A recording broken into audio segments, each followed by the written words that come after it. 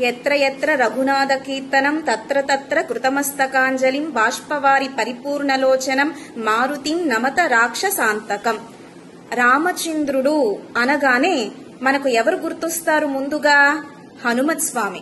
రామవైభవము చెప్పనే లేము. ఒకవేళ రామవైభవం చెప్పగలమేమో కాని సీతమ్మ గారి వైభవం చెప్పనే లేము. ఒకవేళ సీతమ్మ గారి వైభవం చెప్పగలమేమో కాని లక్ష్మణస్వామి, భరతాళ్వాన్, శత్రుఘ్నాళ్వాన్ వైభవం చెప్పనే లేము. ఒకవేళ లక్ష్మణ, భరత, శత్రుఘ్నుల వైభవం చెప్పగలమేమో కాని హనుమత్ స్వామి వైభవం చెప్పనే లేం. వాచామ గోచరం.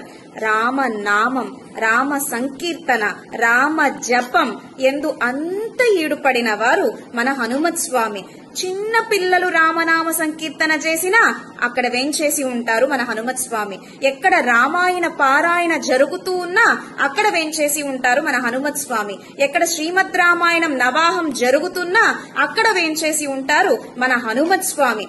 హనుమ అంటే రెండు వైభవాలు కలిగిన వారు. ఏమి రెండు వైభవాలు? పరాక్రమము కలిగిన వారు, చాలా బలము కలిగిన వారు, బాగా బుద్ధి కలిగిన వారు, రాక్షసులని క్షణకాలములో సంహరించేంత పరాక్రమవంతులు, ధీరులు, వీరులు, శూరులు, పరాక్రమవంతులు హనుమత్ స్వామి. అదే విధంగా ఇంకొక వైపు బాగా భక్తి కలిగిన వారు, రామయ్య అంటే ప్రేమ కలిగిన వారు, రామనామ జపము చేసేవారు, చాలా వైరాగ్యము కలిగిన వారు.